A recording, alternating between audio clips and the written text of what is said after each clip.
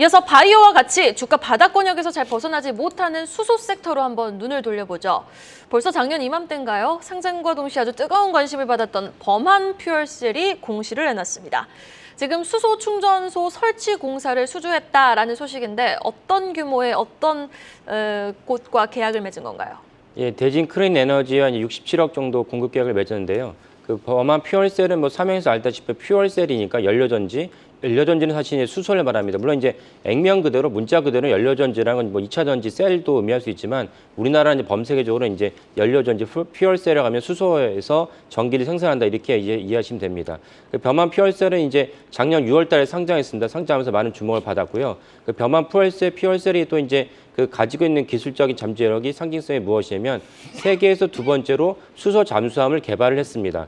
수소 잠수함이라는 건 이제 우리가 다 알다시피 잠수함도 연료가 필요하고 동력원이 필요한데 원자력 잠수함이라는 거는 원자력을 통해서 이제 동력원이 있는 거고 수소 잠수함은 단지 수소를 통해서 동력원이 있는데 훨씬 이제 원자력 잠수함보다 당연히 이제 대외적인 이미지나 이제 가치가 있습니다. 이런 점에서 범한 퓨얼셀이 수소 분야에서 이제 기술력을 갖고 있다는 것이고요.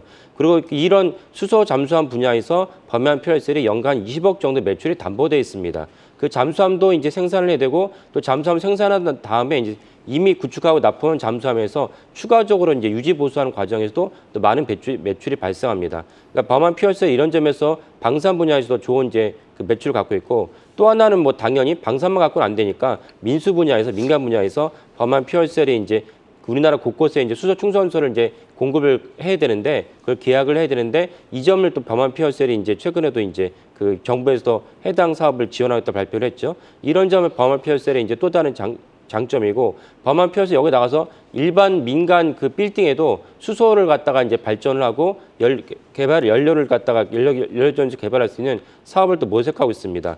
이 점은 되게 장점입니다. 근데 다만 범한 퓨얼셀이 작년에 영업이익이 안 좋았는데 영업이 안 좋은 이유는 이제 상장을 하면 상장 비용이 발생했고 임직원들에 대한 그 퇴사하면서 또 이제 비용이 발생했습니다. 그러니까 이거 일회성 비용이기 때문에 일회성 비용은 작년이 지나갔기 때문에 올해는 그런 비용이 없다는 점이 강점입니다. 이런 점이 범한 퓨얼셀의 이제 매출과 영업이익이 좋은 점인데 다만 수소가 이제 2차 전지에 비해서 이제 확 성장하기 어려운 이유는 무엇이냐면 수소 자체를 얻어야 되는데 수소 자체를 얻기가 힘듭니다. 이 점이 정부에서 이제 고민하는 거고 사실 어떻게 수소를 얻을 수 있냐면 원자력 발전하면 수소를 얻을 수 있습니다. 이 점도 사실 원자력 발전을 지지하고 지원해야 되는 이유 중에 하나입니다.